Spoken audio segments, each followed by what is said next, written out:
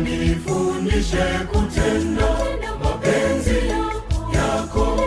Fundishwa nawe Bwana, hekima yako Bwana, nitende yaliyo haki.